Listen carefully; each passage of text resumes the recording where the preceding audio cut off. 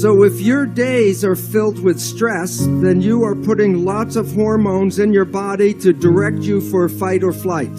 And that is why you start to get sick when one of the most important uses of energy in the body is the immune system. And now, stress hormones shut off the immune system. It is profoundly important to understand the nature of some quantum physics, energy fields, and identity, and that we are not in this body. We are being broadcast to this body. As a scientist, and not spiritual for 40-some years, and then in 1 minute after understanding the nature of the membrane, it's like 2 + 2 is 4. I'm not in here. It was oh my God, I'm not here. And that concept of being outside, then being immortal, was interesting. But then I wanted to add this part because I thought this was the exciting part about my connection with my spirit and my body. I asked myself as a scientist, I said, well, why have a body and a spirit? Why not just be spirit? Virtual reality suit. You jump into the suit, you drive it around. 건강한 삶을 살려면 일반적으로 좋은 음식 먹고 적절한 운동을 하면 건강하게 살 수 있다고 생각합니다. 그렇습니다. 그러나 아무리 좋은 음식을 먹고 열심히 운동을 하는 것만으로는 전적으로 건강할 수 없습니다. 영상을 보신 것 같이 스트레스를 많이 받으면 암을 유발하거나 육체의 건강에 치명적인 유해를 가져온다는 것은 누구나 다 아는 사실입니다. 이것은 정신건강이 얼마나 중요한지를 잘 알 수 있는 이야기입니다. 우리가 어떻게 하면 정신적, 육체적으로 건강을 유지할 수 있는지를 이 영상을 꼭 끝까지 잘 들어보시면 알 수 있습니다.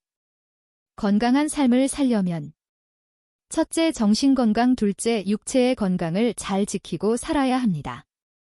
오늘날 현대과학이 고도로 발달하면서 양자역학 이론이 여러 방면에서 활용되고 있습니다. 양자역학은 의학에도 커다란 영향을 주었습니다. 이 양자역학적인 관점에서 사람을 분석해 놓은 놀라운 사실들이 발표되었습니다. 양자역학에 의하면 사람은 70조의 세포로 되어 있는 생명체라고 합니다. 그런데 놀라운 사실은 생명의 근원이 이 육체 밖에서부터 사람의 육체 안으로 들어온 것을 알게 되었습니다.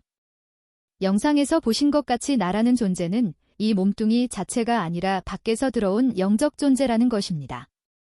성경은 이것을 확실히 말해주고 있습니다. 욥기 19장 26절. 나의 이 가죽, 이것이 썩은 후에 내가 육체 밖에서 하나님을 보리라. 그리고 몸은 뇌에 의해서 움직이고 있다는 것은 누구나 다 아는 사실입니다.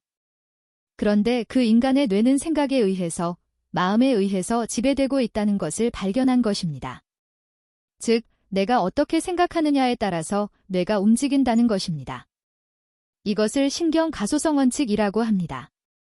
이 연구의 권위자인 리프 박사는 마음과 생각이 뇌를 변화시킬 수 있고 뇌가 우리 몸의 세포들을 변화시킬 수 있다는 것을 증명해 보였습니다. 그 외에도 수많은 전문가들의 연구 결과로도 증명되었습니다. 뇌는 우리 몸 전체의 세포를 움직입니다. 그렇다면 결국은 내가 어떤 생각을 하느냐, 어떤 마음을 가지느냐에 따라서 나의 몸이, 나의 세포들이 움직인다는 것입니다. 그러므로 내가 어떻게 생각하느냐에 따라서 내가 건강해질 수도 있고 건강하지 않을 수도 있다는 이야기입니다. 이것은 놀라운 이야기입니다.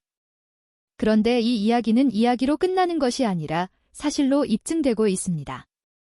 이것은 어제 오늘의 이야기가 아니라 벌써 수십 년부터, 아니 1990년부터 증명되어 오고 있는 사실입니다.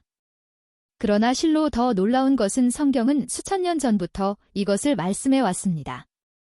예수님께서 믿음대로 된다고 하셨습니다. 내가 좋아질 것이라고 믿으면 그렇게 된다는 것입니다. 믿음의 결과 뇌는 그 믿음에 복종하고 그 세포는 그 뇌에게 복종합니다. 믿음은 불가능을 가능케 하는 실로 놀라운 기적을 경험하게 됩니다. 예레미야 애가 3장 22절 23절.